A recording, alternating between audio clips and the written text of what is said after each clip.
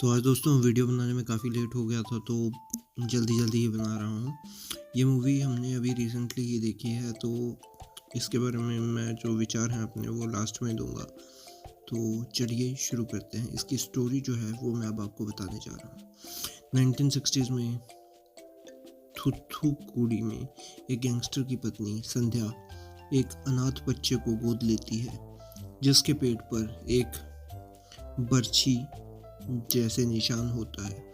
वो उसका नाम रखती है परिवल पारी कानून और उसे अपने ही बेटे जैसे प्यार करती है। लेकिन उसका पति थिलागन उस बच्चे को कभी एक्सेप्ट नहीं करता।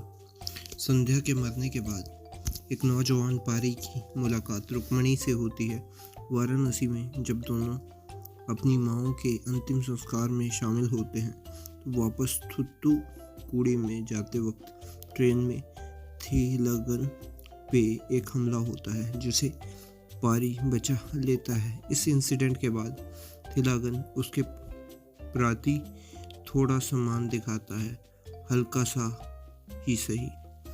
1989 तक थिलागन फिर से शादी कर लेता है और एक बायोलॉजिकल बेटा होता है। पारी फिर भी वफादार रहता है, उसके क्राइम एम्पायर का हिस्सा बनता है। लेकिन थिलागन की नई बीवी उसे सिर्फ एक हेंचमैन की तरह ही रखती है। इस दौरान पारी दोबारा मिलता है रुक्मणी से। अब एक वेटेरिनेरियन बन चुकी है। पारी उसे सच्चे दिल से प्यार करता है। 4 साल के कोर्टशिप के बाद 1993 में शादी तय होती है। शादी के दिन पारी अनाउंस करता है कि वो अपराध की ज़िंदगी को छोड़ चुका है। लेकिन थिलागन उस पर इल्ज़ाम लगाता है कि उसने गोल्ड फिश आर्म्स डील को बिगाड़ दिया है, जिसमें पीएम कैंडिडेट धर्मन के लिए वेपन स्मगल हो रहे थे।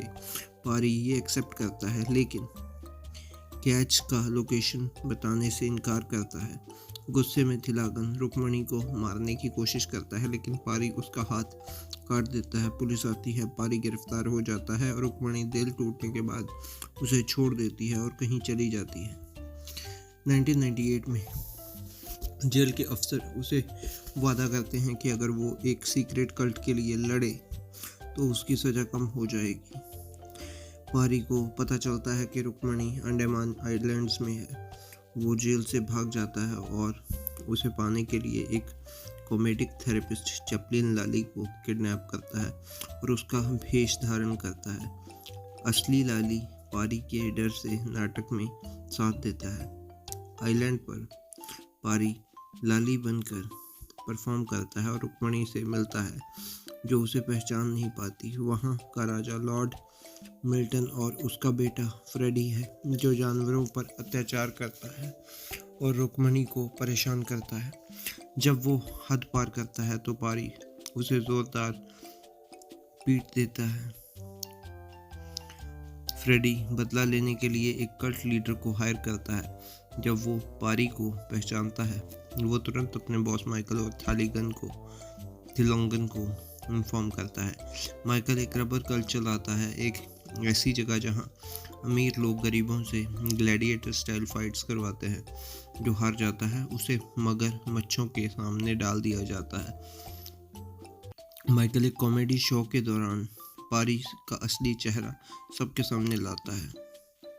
रुक्मणी शॉक्ड होती है और उसे छोड़कर चली जाती है। पारी उसे समझाकर कल्ट में शामिल हो जाता है। अपनी पहली फाइट में पारी की खून से भरी लड़ने की कला सबको शॉक कर देती है। माइकल उसे स्टार बना देता है और एक पार्टी रखता है। पार्टी में नशे में पारी गोल्ड फिश वेपन स्केच के राज भूल जाता है। लेकिन जब कुछ आइलैंड्स के लोकल्स उस पर अटैक करते हैं, वो उसके स्पेयर शेप्ड स्कार को देखते हैं और समझ जाते हैं कि वो ये वही ज़्यादा मुनि है जो उसके बारे में उनके पुरखों की प्रोफेसी है। वो बताते हैं कि पारी का असली नाम ज्यादा मुनि है। उसके असली माँ बाप पशुपति और लक्ष्मी आइलैंड के लोग थे। राजावल के डर से उन्होंने अपने ट्विंस ज्यादा मुनि और एक बहन को छुपा दिया था।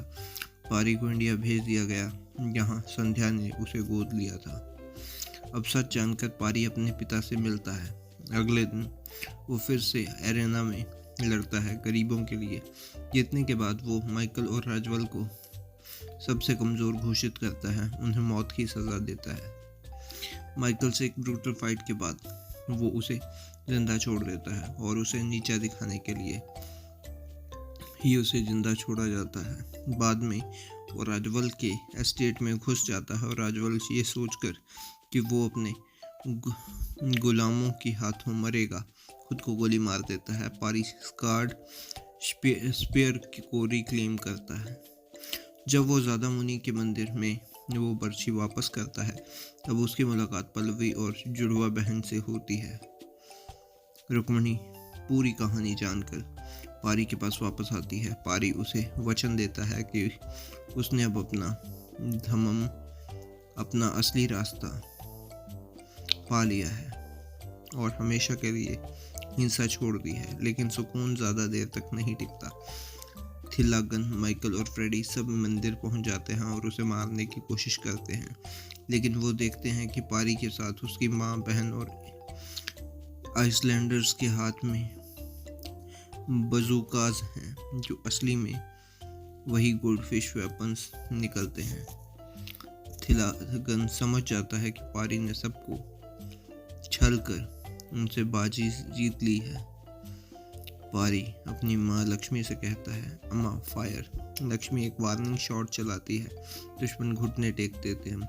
अगले दिन आइलैंड में आज़ादी का जश्न होता है और पारी और रुक्मणी की शादी के साथ प्रोफेसी और प्रेम दोनों पूरे होते हैं। तो अब दोस्तों मैं बताता हूँ कि मुझे ये मूवी कैसे लगी। ये मूवी कुछ अलग अलग मूवीज़ का समावेश थी। एक्टिंग वाइज अच्छी थी, थोड़ा सा मतलब और ज़्यादा अच्छी हो सकती थी।